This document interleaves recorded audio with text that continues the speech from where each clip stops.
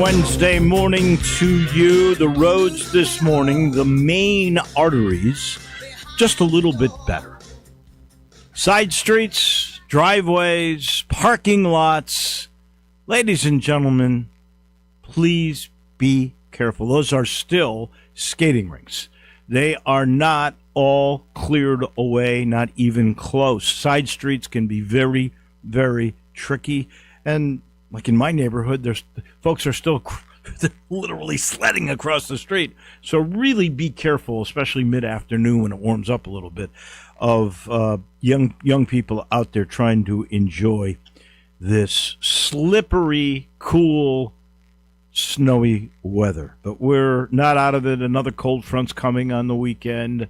It's going to get above freezing tomorrow, but then the cold is going to come. I don't think we'll see all this stuff really cleared away probably until the middle of next week. Not that I'm a meteorologist, but I read my phone and I watch the newscast, and that's exactly what those experts are saying. Speaking of slippery, Robert Pera and his company Ubiquity have been written about by a hedge fund media reporter.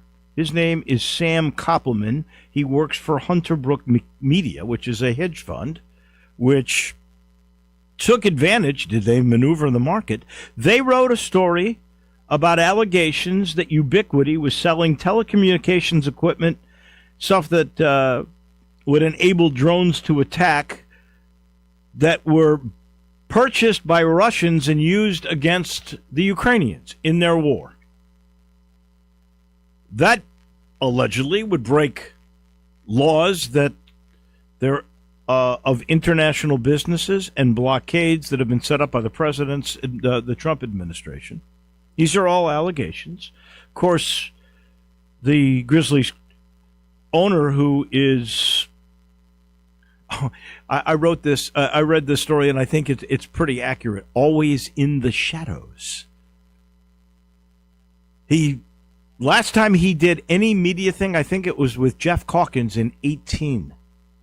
The owner of the Grizzlies has not made a public statement that was published or recorded that I know of in 8 years. Crazy. If this were to be found to be true, and if the commissioner of the NBA thought there was something illegal going on, the commissioner, by the bylaws, the Constitution of the NBA, has the right to take away that franchise.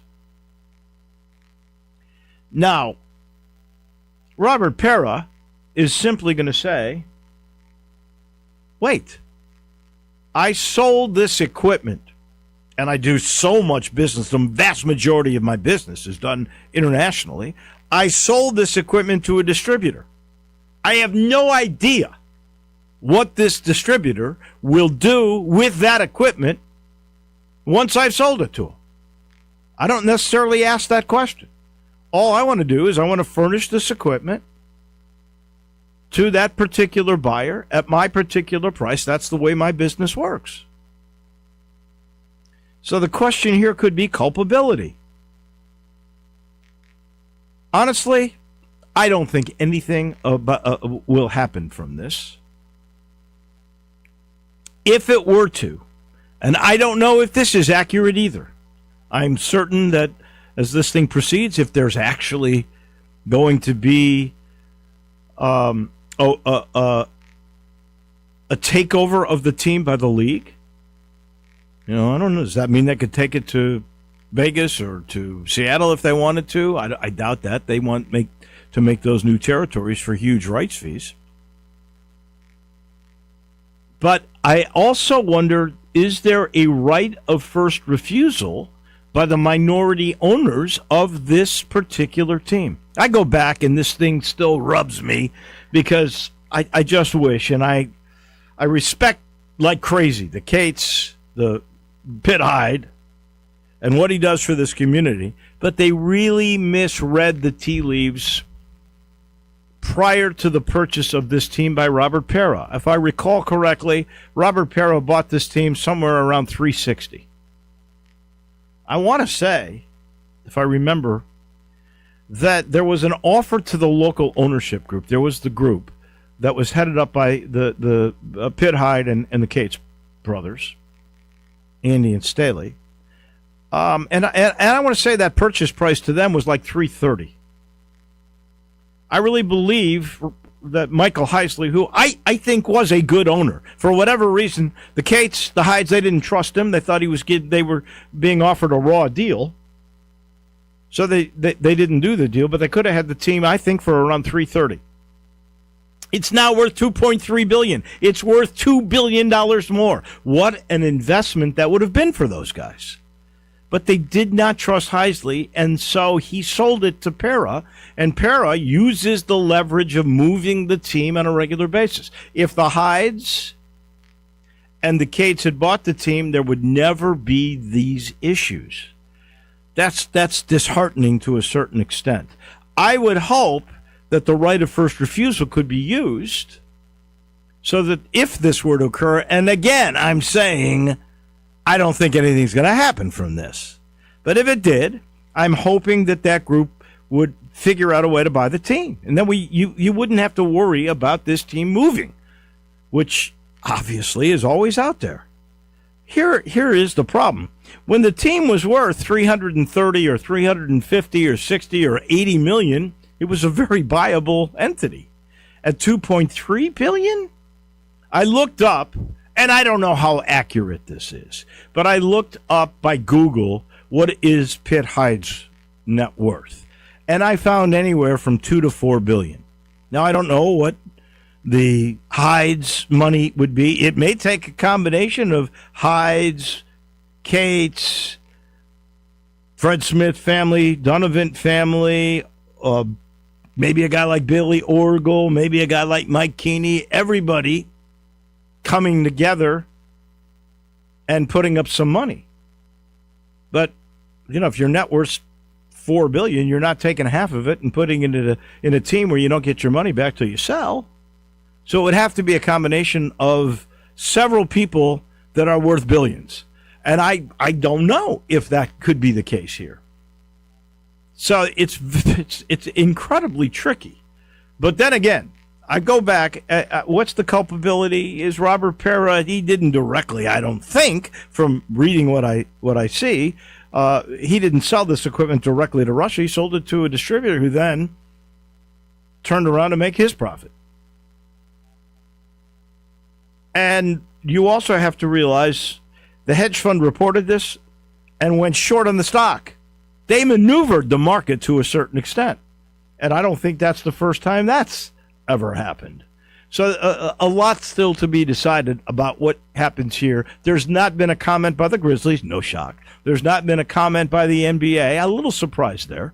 But maybe they want to see this more through before Adam Silver, who's very careful and very smart, before he makes his remarks. There will probably be remarks from the NBA before there will be remarks from the Grizzlies. Simply to be continued. Really interesting. Just keep looking at what happens to ubiquity stock here. But I think in the long run, it's much ado about nothing. Bill Belichick. If ever you would think there was a first ballot guy, he would be it. Landon Schmidt, what's the first thing you thought about when you saw Bill Belichick getting snubbed and not becoming a first-time ballot Hall of Fame guy in Canton? Why?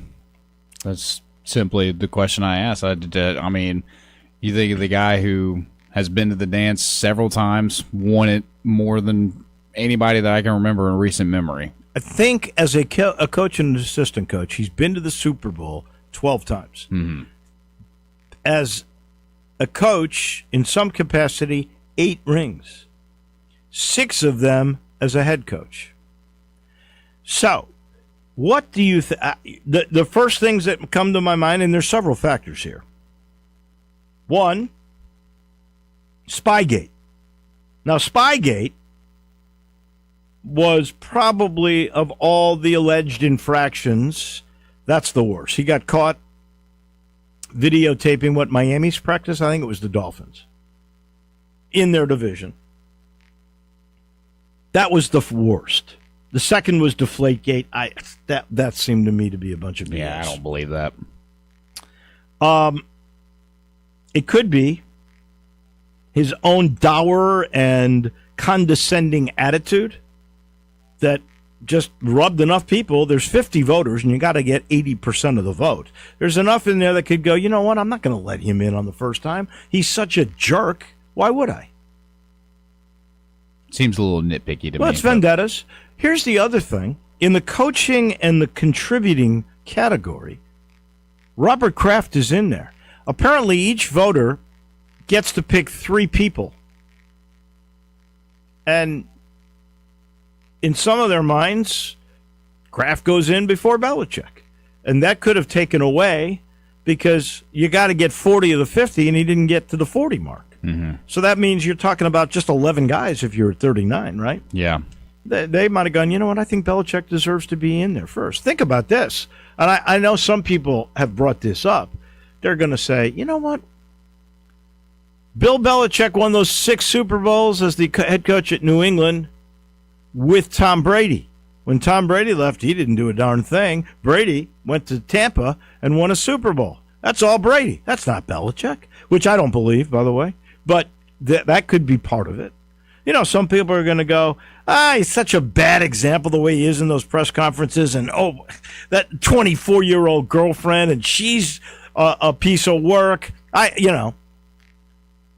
So there are several different reasons why he did not get in. But he's going to get in. There's no doubt. By the way, there's 8 in the coaching category. And remember, voters only get to put in 3 next year. And the 8 are all, guys like Mike Tomlin, Tom Coughlin. There's a bunch of them that have become eligible that could take up some of those spots too. I don't think Belichick will have to wait more than a year because, frankly, if you look at the public criticism that the Canton voters have gotten for not putting him in on the first ballot, and there was a great line today, I think it was on the Today Show, where the guy goes, Craig Melvin, who said, who would have known Bill Belichick would have been a unifier in the sports world? Because everybody was saying he got the raw end of the deal. I'm not saying that to a certain extent because I think he's paying a penance for really, 1, Spygate, and 2, just not being a very open and nice human being. His persona during many of those years was being a jerk. He had the one good year when he was with ESPN that he was funny and you saw a different side. And if he had stayed in that role, heck, he might have made it in. But, then he goes back to being a jerk at North Carolina. So he'll be in next year, but an interesting snub for sure. Did you see Nebraska lost last night at Michigan? Yeah, undefeated no more. Heck of a game. 75-72. They were going to lose eventually. But I do think this team is for real. Oh, yeah. I think it took Hoiberg a long time and maybe his son to get older, but I think they're a pretty darn good team. I think they'll be a factor the whole way. So it ends a 24-game winning streak. And you may go, well, Wolo, they were 20-0. They won the CBI last year. There were 4 games in the CBI. So after their regular season loss, they got into the CBI, and it's rare for a Big Ten team to play in the CBI. Are you kidding me? But they swept 4 games there, and then they've gotten this 20-game thing. They're going to be in the NCAA tournament this year for sure. That's the longest streak, by the way, since 2019. You have any idea who and what that streak was? I have a few teams run through my head. I don't think they're right, though. I don't know. Just give me one of them. 2019, that would be too soon. I don't know. Gonzaga I was gonna say like Duke, Kentucky, or Gonzaga. Gonzaga in 2019-20, they won 35 in a row. Yeah, That's awfully hard in this day and age, it is. especially with the NIL portal combination. There's going to be so many good players on so many different teams. Again, the last undefeated team in one season was the 76 Indiana team. It's a little like that Dolphins team. Yeah. This is the last undefeated team in the NFL, and every year now most of them are passed away, unfortunately, including their coach, Don Shula. I think Mercury Morris was the guy that used to get on social media and drink a thing of champagne every year that the last undefeated team finally lost a game. But he's passed too. So, but I don't know that we'll ever see another undefeated team. There's still two left, right? Miami of Ohio still undefeated. Yeah, I beat UMass last night. And in Arizona. Oh, in Arizona. But there's no way they're going to run this table. Just no way. It's too many. And they could still win the national title without a question, but somebody's going to lose a game. Everybody's going to lose a game. Yeah. There's too many good players and too many good teams and a lot more games than Indiana played in 1976. By the way, if you love tennis, at the Australian Championship, Novak Djokovic, winner of 24 majors, winner of 10 Australian Opens, vying to get to that 25 number, which would be the most major. Well, it's already got the most majors by a man, but I think that would surpass. Can't remember how many Serena Williams had. But it might surpass everybody. He's losing. He's down 2 sets to Italian Lorenzo Musetti. In the third game of the third set, Musetti has an upper leg injury, and down he goes. He had to retire. So now it'll be Musetti out, Djokovic in to take on Yannick Sinner. Sinner, the number 2 player of the world behind Alcaraz, who, by the way, is also in the semifinals. I don't care what you say.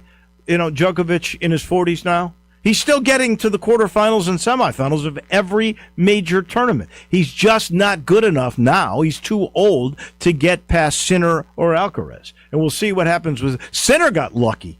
Sinner was having he was down a set and a break or 2 breaks, and he got cramps, and they closed the roof. So to close the roof, he had a 20-minute break, and he ended up beating an American in an earlier round. So he's been fortunate. I got to admit, I'm kind of for Joker here because I'm a big Alcaraz fan. Coco Gauff is out. The only American woman left is Pegula, whose name is, somewhat famous because her father owns the Buffalo Bills and the Buffalo Sabres. I looked him up. He's worth $20 billion now. That's insane. I know. That's an incredible amount of money. Yeah. So she's the richest tennis player in the world, but it's not necessarily because of her. That dude could give $1 billion to everyone on Earth and still be over. Like he could give $1 million if he's worth $20 billion. Couldn't give $1 billion. Everybody that'd be done with 20 guys. Let him be generous. Okay, all right. That'd be nice. I'm sitting in the Family Leisure Studios. Joe Denk is normally here with me. Dennis Philippi, by the way, has the day off today. But here's what's going on at the Family Leisure. It's still the Family Leisure Floor Model Spa Sale, and it's time to make room. That's their big theme here. They've got big stuff coming in, so they got deep discounts on over 100 different display models that are already in stock right there. You see them, you know what you're going to get, and you're getting huge discounts. If you've been dreaming about a new spa, now is the time. Get there. Well, the roads aren't so bad. Maybe you ought to go. If you're off, go take a look. Go see. Tell Billy, tell Lindsay, we sent you. There's always something special if you say that.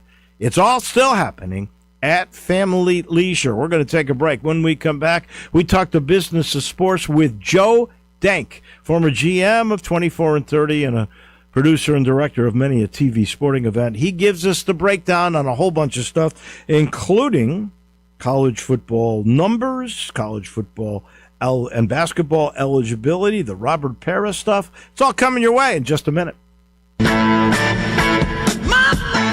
Start your day with Sports 56 Mornings with Greg Gaston and Eli Savoy. Weekday mornings from 7 to 10, right here on Sports 56 and 98.5 FM.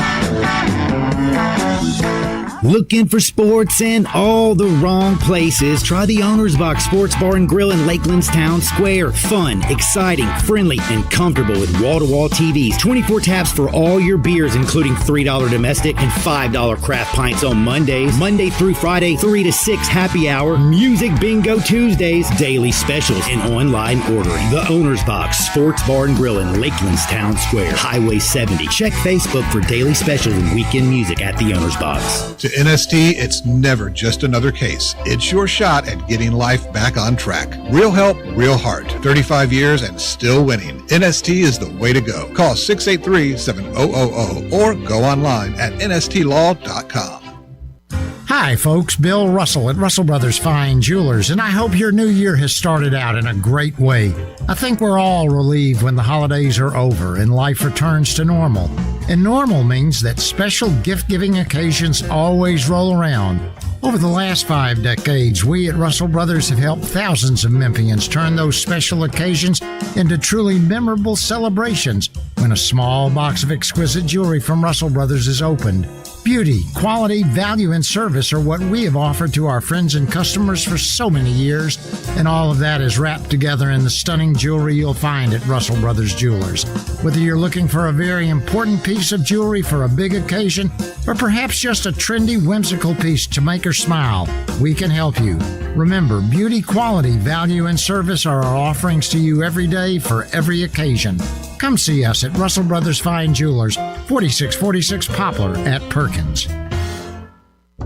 Chris Price here with Metro Builders, your roofing and restoration resource. With single-digit temperatures and ice moving in, frozen pipes and ice dams don't give you much time to react. A busted pipe can flood walls, ceilings, and floors in minutes, and the real damage is often hidden behind drywall, insulation, and cabinets. That trapped moisture can lead to mold fast. Right now, Metro Builders Memphis is delivering immediate emergency water mitigation and response day or night. We can stop the water, document the damage, and help prevent long-term issues before they spread. If you see water stains, sagging ceilings, or active leaks, don't wait. Call us before mold spores spread. Call me. 901-375-1717, 375-1717. That's 901-375-1717. Metro Builders, your roofing and restoration resource. Metro Builders, we don't just build, we build world class. Book us online at metrobuildersmemphis.com. metrobuildersmemphis.com.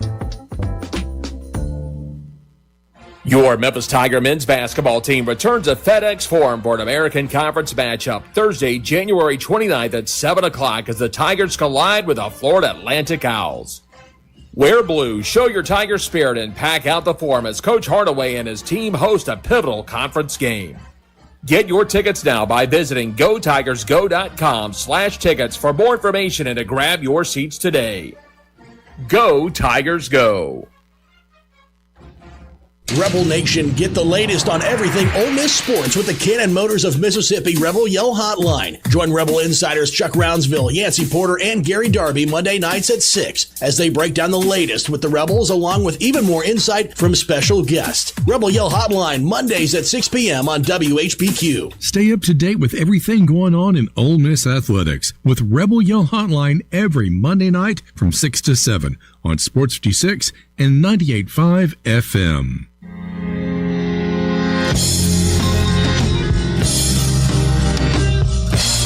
Now back to Wolo and Friends on Sports 56.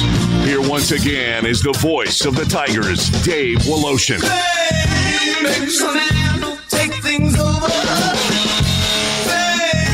Welcome back in on this wonderful Wednesday.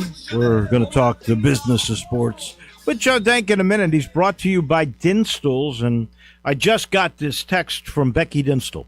For the safety of our staff, Dinstall's will be closed today, but hope you all are safe and warm with sweet treats to get you through this icy cold. They're going to evaluate store hours each day, so check on Facebook for all of the opening updates. So it's closed today. Hopefully it'll be open tomorrow. You're going to have to check Facebook, and they will exactly let you know which store is open and when it will open. I can tell you in my neck of the woods in Laurelwood, they have absolutely plowed that whole parking lot. It's ready for business, but the roads to get to it are not exactly the greatest. Becky and her staff, they'll make that choice. They'll figure it all out. And then the sweetest thing there is in Memphis will be open to all again. Check on Facebook, and they'll let you know when each and every store is open. To the colonial area of Cordova, Colonial Country Club, Joe Denk joins us now. What are the streets like out there? Well, I'm about to find out because we're going to meet for lunch later this morning. Yeah. But I've not been out since last week, but there's not been a lot of traffic in the neighborhood, I can tell you that. I bet none. Nobody's playing golf in this. That is for certain. All right. There's a great story. It's a couple of players. Baylor had one who was an international player named Najee who was drafted in the NBA. And he's trying to play at Baylor. Then you've got the Charles Bediako story at Alabama where he tried to play. The NCAA turned him down. They went and got a restraining order from a judge who happens to be a booster of Alabama. Wow. Didn't recuse himself. He's a donating booster. And he gave a temporary restraining order. So in the game, which Alabama lost to Tennessee at home the other night, Bediako played and actually was pretty good. It's so confusing. I don't know why Bediako, who was not a draft choice, played in the G League. I don't know why he was ruled ineligible. Maybe, Joe, you can clear us up on what makes a player who's a pro eligible, like let's say the point guard for Ole Miss from France, who was a pro for a couple of years. He was granted eligibility, while these two guys were not. Well, so look, the primary distinction between Najee and Bediako and some of the other players, particularly foreign players, although some people have mistakenly said it only applies to foreign players. If you have been drafted but never played college basketball and never signed an NBA contract, then under NCAA rules, you in fact are still eligible to play college basketball. So that's how people are playing at Ole Miss. That's how Najee was eligible. Now, he had played pro in Spain for about 4 years. He was drafted in 2023 by the Pistons. This is a guy who played in Summer League twice. This is a guy who's been traded twice. He was part of the big deal between the Knicks and the Timberwolves. In fact, his rights right now are owned by the New York Knicks, and yet somehow he's playing for the Baylor Bears. So what I'm hearing from you is you can be drafted in the NBA. You just couldn't have played in the NBA, 1. 2, not played college basketball before. Is that what I'm getting from this? Because obviously Bediako had played at Alabama before. Well, put a finer point on it. You cannot have signed an NBA contract. And here is the other thing. The way you get drafted without violating an NCAA rule is the NCAA has a rule regarding making yourself eligible for the draft, right? So if you put your name in the draft and get picked without pulling yourself out of that draft, then you've violated the NCAA rule at that point and given up your eligibility there. So, look, a lot of this stuff is in the weeds. I think there's a broader issue, frankly, on the one, especially in the case of Alabama, and that is, how can anybody run a sport when both the member institution and players who want to play for that member institution are going to seek relief in the judicial system? I mean, if the NCAA can't create rules, remember that the NCAA is a membership association. Alabama, I believe, is a member of the NCAA willingly and has agreed probably by becoming a member of the NCAA to abide by the rules. And to think then that a certain circumstance comes up and you seek a restraining order and relief through the court system to make a player eligible, which is inconsistent with the NCAA rules, which all the member institutions have somehow agreed to by being in the association. I mean, when you join an association, you generally are making some type of an indication, at least from my perspective, that you're willing to abide by the rules and regulations of that association. And so I don't know how college sports on many levels can continue to go forward when we have, remember, the NIL all came about because each individual state started creating its own rules through state legislation and lawsuits. So the solution, as we have talked about so many times here, is that the NCAA really needs antitrust relief. Congress can grant that. And if they do that, that would help the NCAA then be able to run the sport. Not unlike the way Major League Baseball, that does have an antitrust exemption, not unlike the way that the NFL, which has some types of legislative relief on certain matters, is able to run its sport, and the way other sports are able to run. And at its core, in those cases, the members agree to play within the context of the rules. When is the last time in the NBA tried to sign a free agent without abiding by the rules? When is the last time an NFL team went after a coach who's under contract? It doesn't happen.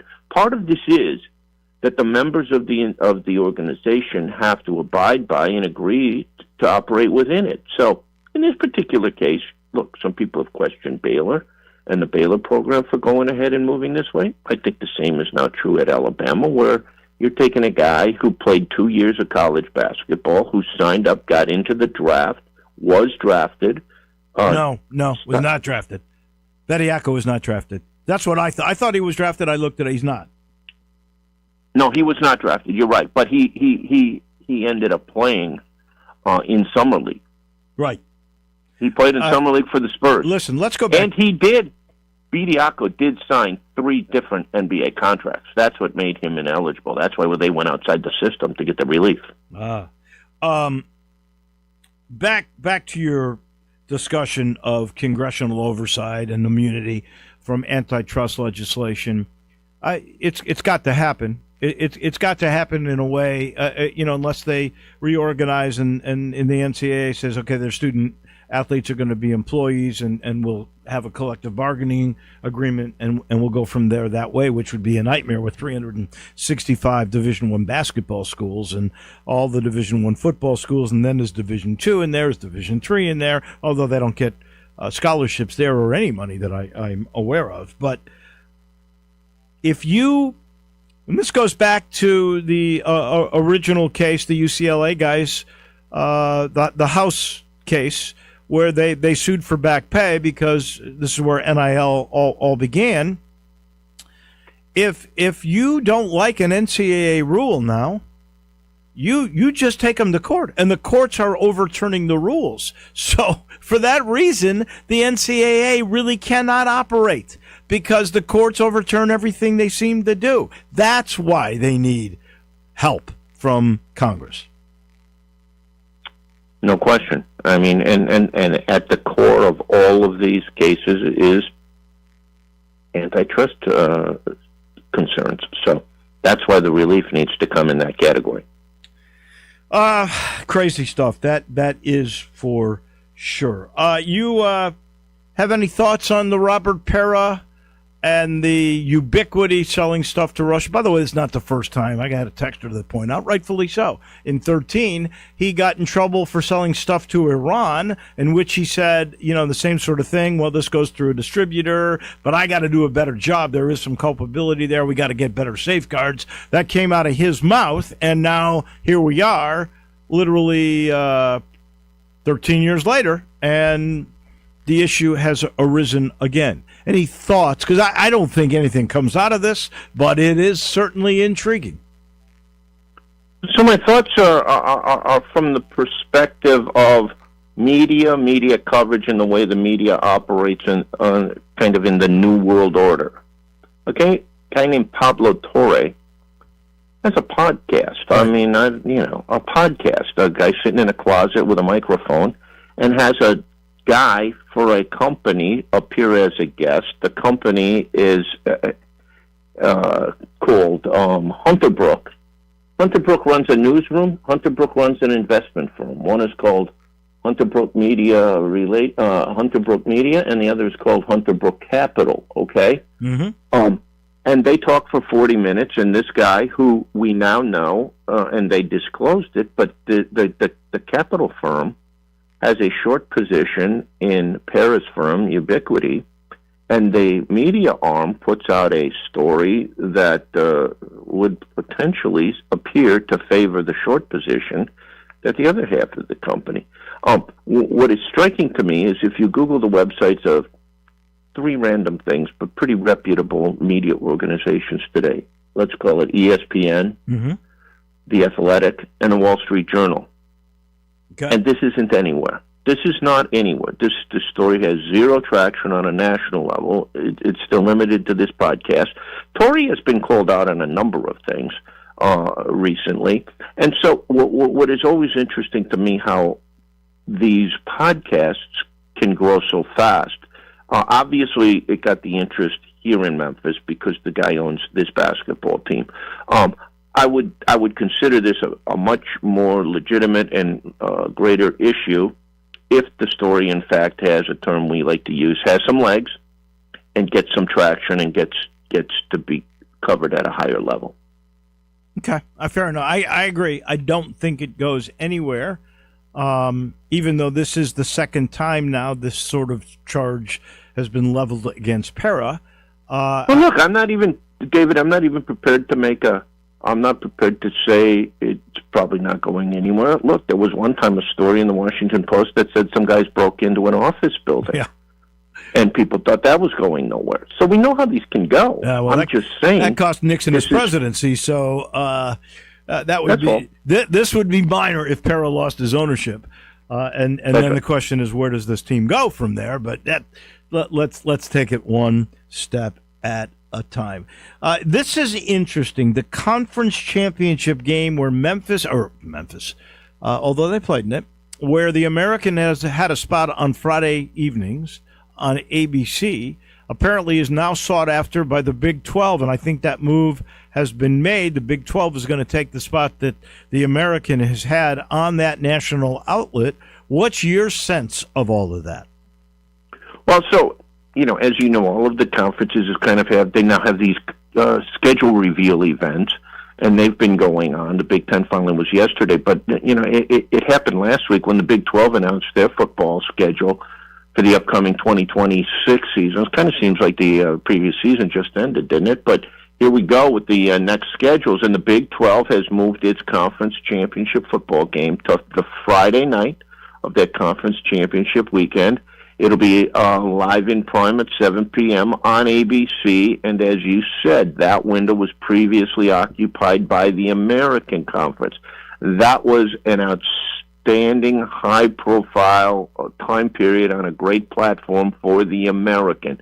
That has been taken away because the Big 12 has moved there. Also, just earlier this week, the ACC, when it did its schedule reveal, announced that they are moving their conference championship game to the 11 a.m. our time window on the Saturday, that also on ABC.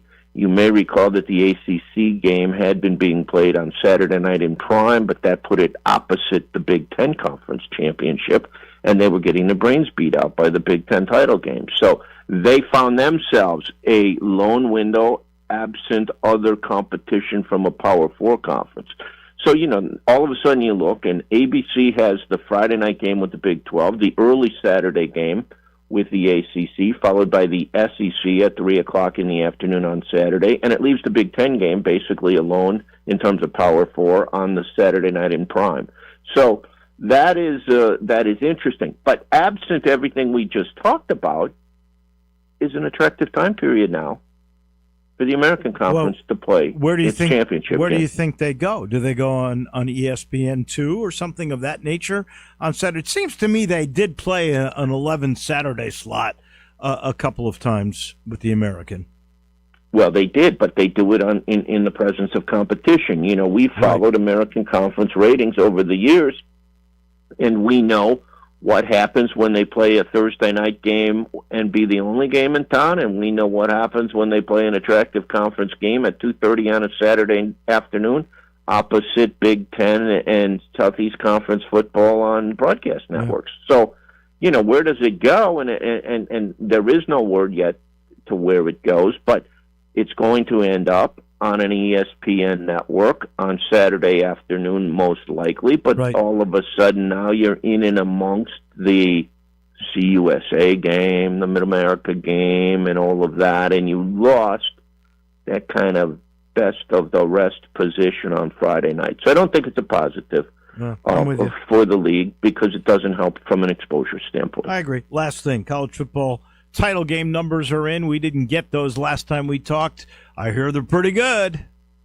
Pretty good if you think $30 million for Indiana Miami is pretty good. Pretty good if you think 36% over Ohio State Notre Dame is pretty good. So yeah, I would say big numbers. It just shows a great story, which Indiana was a great story, and Miami had its own really incredible story elements. So.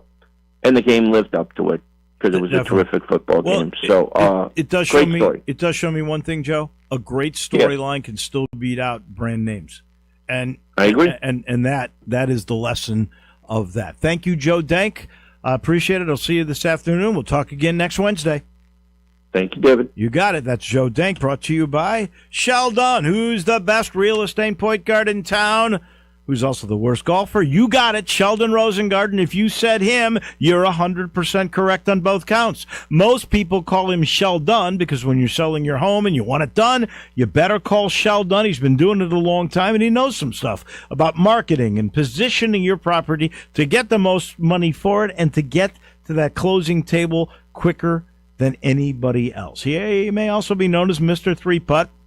But there's nothing better than hitting that three-point shot at the closing table, knowing his clients are happy and satisfied. So if you are thinking of selling, or maybe you know somebody who is, call Sheldon. Make sure you talk to 2 or 3 real estate agents. That's what he tells you. But just make sure he's one of them by calling 483-0546 or MemphisRelocate.com. You want the job done? It's Sheldon, MemphisRelocate.com, or 483-0546. We're back in a minute. We've got the American Roundtable. Corey Glore from Tulane, Bruce Howard from Tulsa. They join me in just a minute.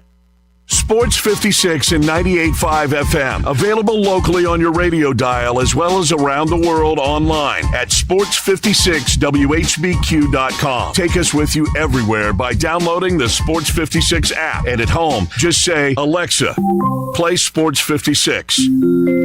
Wherever you are, it's easy to stay tuned to Sports 56 and 98.5 FM. Unlock your new go-to spot, Codes Dispensary in Steele, Missouri, just over an hour from Memphis. When you're ready for a legal, reliable option, they're right up the road. Explore the full menu of top-shelf products in-store and online. Short on time? Order ahead and cruise through the drive-thru for a quick pickup. Stack rewards while you stock up with Club Codes. Earn points for every dollar spent. Codes Dispensary, now open in Steele, Missouri. Supreme cannabis that's worth the drive. Learn more at CodesDispensary.com. That's CodesDispensary.com. If wedding bells are in your future, you need an unforgettable engagement ring from a jeweler you can trust. And that's been James Gaddis Jewelers for over 60 years. With a huge selection and the best prices, James Gaddis is a master jeweler and diamondologist. Beautiful jewelry from James Gaddis is always the right choice. Choose from rings to earrings, necklaces to bracelets, and gemstones to watches. Layaway and financing available. James Gaddis Jewelers, 4900 Poplar, online at GaddisJewelers.com and Instagram at Gaddis Jewelers. Say I do at James Gaddis Jewelers. Hi, this is Troy Fiveash, owner of Fiveash Roof Services. I wanted to take a minute and discuss advertising with you. There are so many websites that list the best service provider in your area. Even the BBB has an accredited list. You know the one thing they all have in common? A company like mine has to pay to get on that list. So that begs the question, can those lists be trusted? You know what can be trusted? History. We've been around for almost 30 years providing customers with the best service and the best products that we possibly can. So if you need a roof, siding, or gutters, give us a call. We'll come talk to you and let you decide for yourself whether or not we know what we're talking about. Fiveash Roof Services. Best products, best warranties, and in many cases, the best price. We're fair, honest, and ethical. 367-0050 or memphisroofer.com. 367-0050 or memphisroofer.com.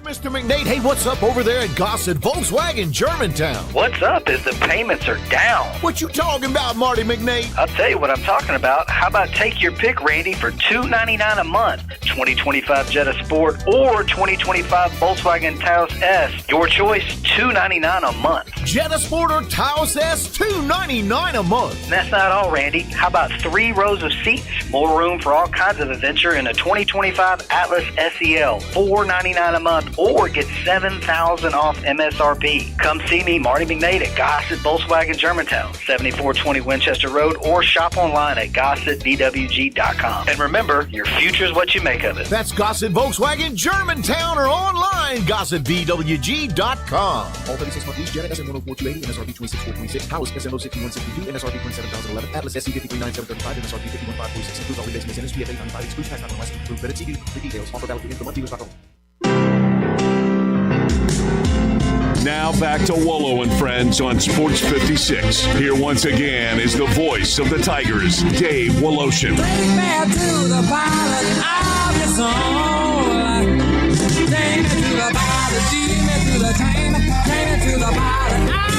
All right, we love ending our Wednesdays with the round table. Corey Glore joins us from New Orleans, and Bruce Howard joins us. You know what? I got to. Can you double click Corey so I don't screw that up, because I might have already.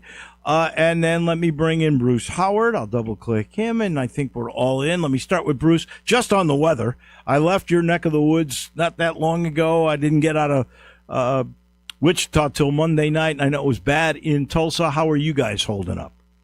We're doing just fine. Once the snow stopped, and we don't have great snow plowing equipment here like they do up north, but it was good enough, and it's gotten things cleared. So we have no problem.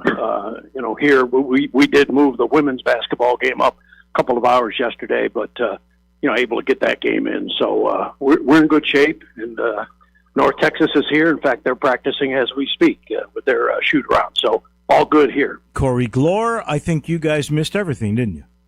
We didn't miss everything. We wound up with actually some pretty nasty thunderstorms over the weekend, and that led to freezing temperatures. We have had our first freeze warning in quite some time overnight last night. So we've gotten a taste of the winter cold, but none of the precipitation that everyone else seems to have gotten. Oh, this is crazy. I think I saw on the Today Show this morning where they said Miami would be under 40 degrees. They're saying 34 degrees, I think, over the weekend. It would be the first time since 1960. Since, Bruce, you brought up the movement of games, Memphis moved a women's game up to beat the Storm.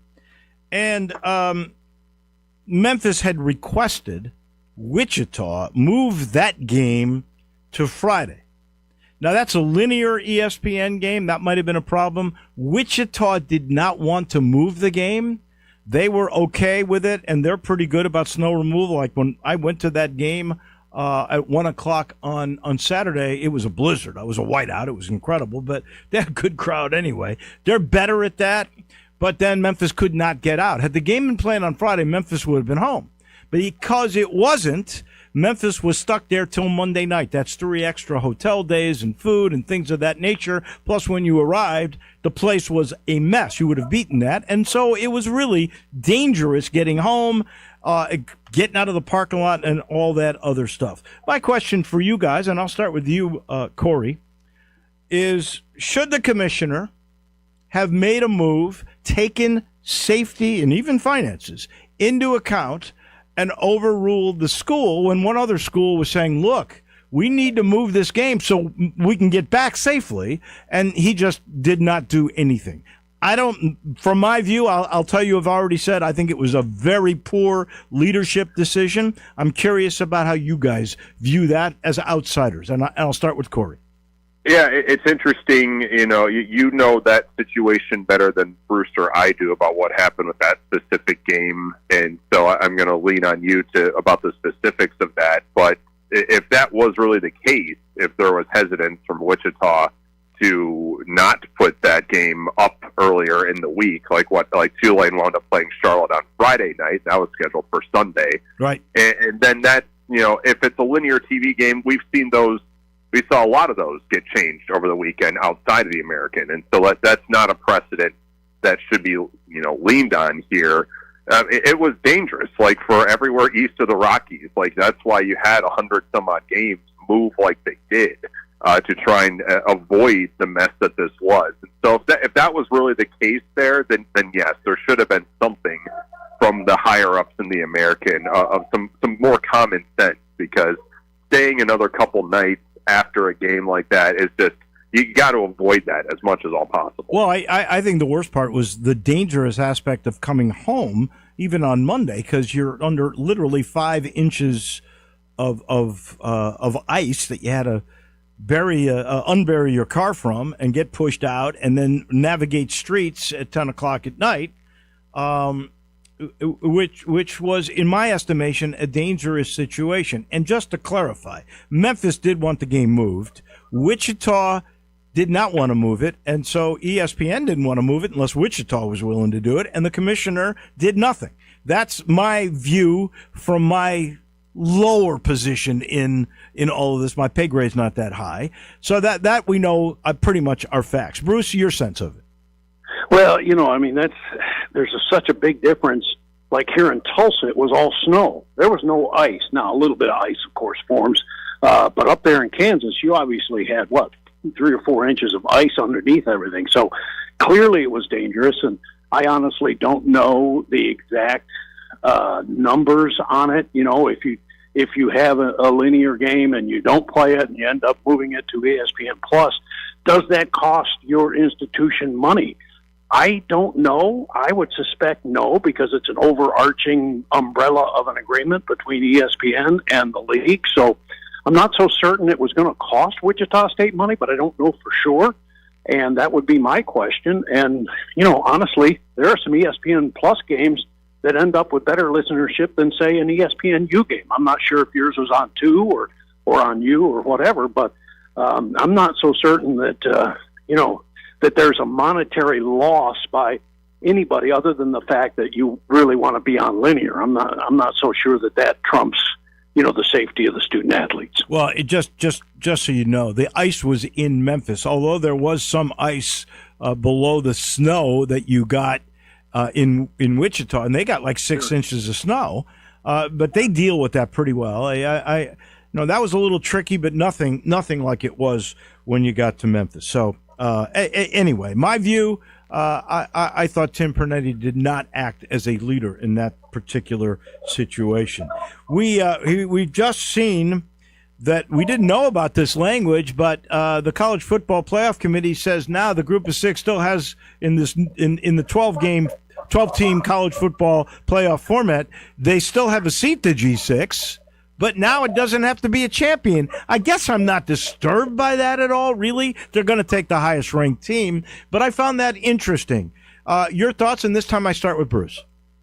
Well, and again, the question is that regarding the G6, or is that regarding, all of the other conferences as well? Because it was quite evident that the ACC did not do a very good job of administering their championship game, and so they end up with they end up with Duke winning it and no real chance to get in the playoffs. So I agree with you. I don't think it's that big of an issue as long as there's some sort of guarantee. And what you're hoping is obviously that the best team out of the G6 gets pushed forward. And, obviously got pretty lucky this year with two teams, that made it, Tulane and James Madison. So I wouldn't complain too much about that, but, got to keep an eye on it, though.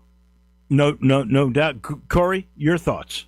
I think the disturbing part for me is that no one in the G6 seemed to know. Right. And that was the article from The Athletic yesterday, is that administrators within those conferences did not know that change was put in. And so that's the worrisome part for me, where they're just kind of making changes, not telling anybody that the Power Four champions are now automatically in. That was part of this change too. So in these next rules, Duke would have actually gotten a spot. But this is now the highest ranked G6, regardless of if they win a conference championship. This is to protect, I think about 2 years ago when Boise State was one of the top four, as it turned out. And had they have lost their Mountain West championship game, they probably still would have been ranked high enough to get a spot. And so this is to protect that. But to me, I don't know if it'll have a major amount of impact when all is said and done. To me, the fact that this change was made and no one seems to know, that's something to worry about. Yeah. Last thing, we got about a minute and a half. The Big 12 has just taken over the American spot for the championship game on Friday Night Prime ABC. That worry you at all? Because I have no idea where they're going to put the American championship game next year. Bruce, I start with you, then Corey. Well, I'm sure they'll find a place for it. But yeah, that's obviously a little bit distressing, if you will. And I'm sure the American will figure it out and hopefully have a good window that a lot of folks can watch. And the other thing I would say about what Corey just said is, so Duke would have gotten in this year using the rules they have now, in Miami, who got to the national championship game, they would have been out. They would have been. That's correct. Yeah. That is correct. The thing that bothers me is that was a standalone on a network that you're not going to get. You're going to have competition probably from the Big Ten or some really big entity, and even a CUSA in there as well with the new window that you're going to get. Corey, 30 seconds. Yeah, I'm going to guess it's Saturday night now for conference championship weekend up against the Big Ten. I think that's because the ACC just moved away from that. They moved to 11 a.m. noon Eastern, and so that's where the American seems like it'll slide in. Probably still on like an ABC, but now you're up against the Big Ten. Gentlemen, as always, a pleasure speaking with you. We'll do it again Wednesday night. Good luck in your games this weekend. See you, fellas. All right. Man, appreciate it. Bruce Howard and Corey Glore from Tulsa and Tulane. The Roundtable brought to you by Southern Security. Need cash?